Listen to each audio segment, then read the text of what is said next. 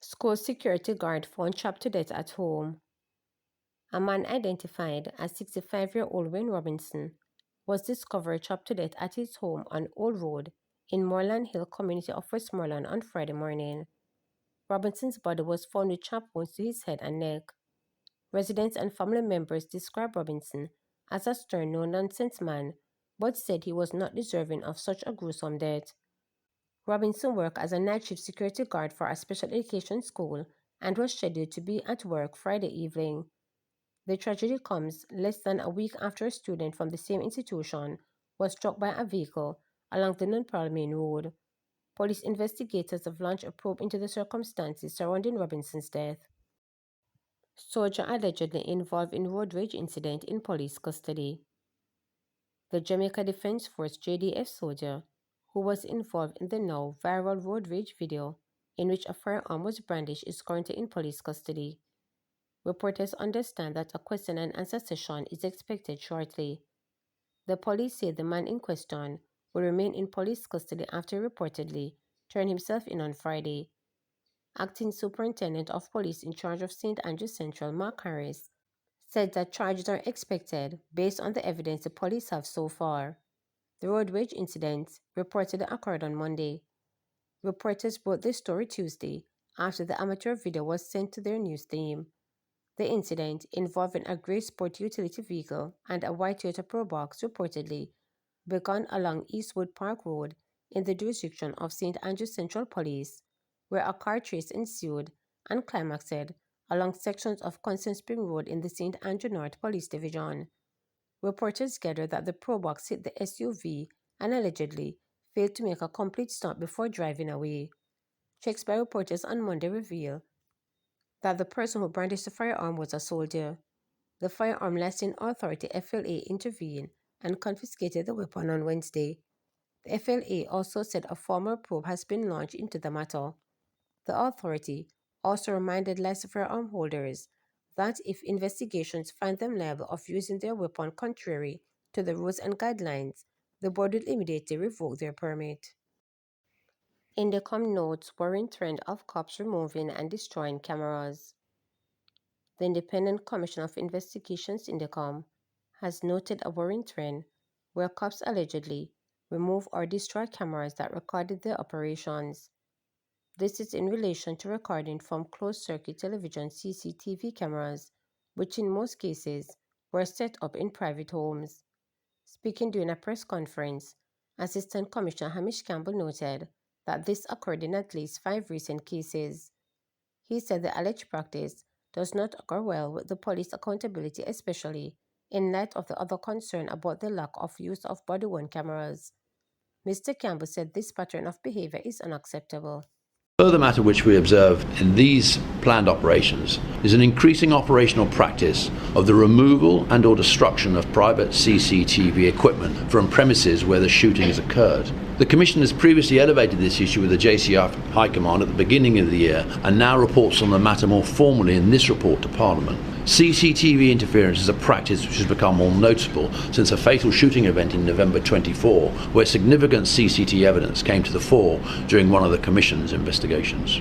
In some planned operations, witness testimony has demonstrated quite clearly that CCTV equipment has been damaged, removed or destroyed, and evidence of prior existence and removal of the CCTV was established in 5 such cases, which occurred 2 in March and September 24 and 3 recently in January, June and September of this year.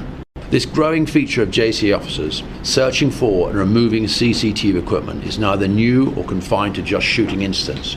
It is an observable practice, particularly in search operations, and in some cases the CCTV evidence has recorded the officers engaged in the equipment's destruction. This pattern of behaviour is neither acceptable nor conducive to law enforcement agency. Not only does it further alienate disenfranchised communities, causing mistrust, but we consider it reinforces the wider perception that if CCTV recording equipment is treated in such an improper manner by officers, then the use of body-worn cameras is unlikely to be welcomed or adopted by officers as an independent accounting mechanism.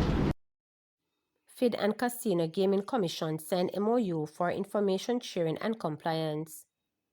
The Financial Investigations Division FID and the Casino Gaming Commission CGC has signed a Memorandum of Understanding MOU to deepen cooperation in the prevention, detection, investigation, and enforcement of financial crimes connected to casino operations. In a statement on Friday, the agency said the agreement establishes clear protocols for information sharing, casework assistance, formal referrals, joint training, and periodic sector review grounded in the Financial Investigations Division Act (FIDA) and the Casino Gaming Act (CGA). The MOU outlines clear legal and procedural guardrails for collaboration, respecting confidentiality and data protection while enabling evidence-based, court-ready casework. That balance is critical for successful prosecution under POCA and for complementary regulatory outcomes that deter wrongdoing, it further stated. Under the new MOU, the FID will provide timely investigative support including intelligence, forensics and legal assistance, and court-ready statements evidence where appropriate, and appoint a single point of contact SPOC to ensure requests are acknowledged within 7 days and substantively addressed within 14 days. Meanwhile, the CGC will share supervisory intelligence and make formal referrals to FID for suspected criminal conduct while pursuing parallel regulatory disciplinary actions as needed. It will also facilitate operational cooperation, including ad hoc inspection on reasonable grounds, and may designate FID officers as authorized persons or inspectors under the Casino Gaming Act. This MOU strengthens how we identify and disrupt illicit financial flows that threaten Jamaica's economy. By formalizing faster information exchange, structured referrals, and sector-focused dialogues, we can move earlier and more decisively against money laundering risk in casino gaming, protecting the integrity of our financial system, said FID Chief Technical Director Dennis Strong. MP Floyd Green appointed Treasure Beach FC chairman. Member of Parliament Floyd Green is the newly appointed chairman for the Jamaica's Premier League, JPL, Treasure Beach FC. The announcement was made by the club. Speaking with reporters, Green MP for St. Elizabeth Southwestern said he has long-standing association with the club. There is an opportunity to serve the club, to provide greater service. I have seen the club at various stages as MP, so the interest has always been there. They made it to the Premier League, and everybody was so proud, stated Green. Weeks before the beginning of the new JPL season, businessman Jason Hensel said the stalwarts of the club stepped down as chairman. There is no way to separate Jason, Brett and Treasure Beach from the club. He is no longer the chairman, but is still an active member of the community and the NGO group, which has provided significant support, Green noted, sharing that there are plans to seek expertise from others to strengthen the club. As the new chairman, Green said his role will not focus on the day-to-day running of the club. The chairmanship is really to provide overall guidance and direction of the club, especially in a more corporate sense. We can plan and sustain for the future. We want to ensure first that we stay up and that we put things in place to always have a good pipeline of players and opportunities, particularly in relation to branding and partnerships. We can bring players to the international stage because that is very important, he noted. The club started in 1993 in the Division Two League with Hensel as chairman. In 2023, they ended a 42-year drought, becoming the first St. Elizabeth-based team to be promoted to the JPL. The team is currently seeking partners to invest and provide sponsorship.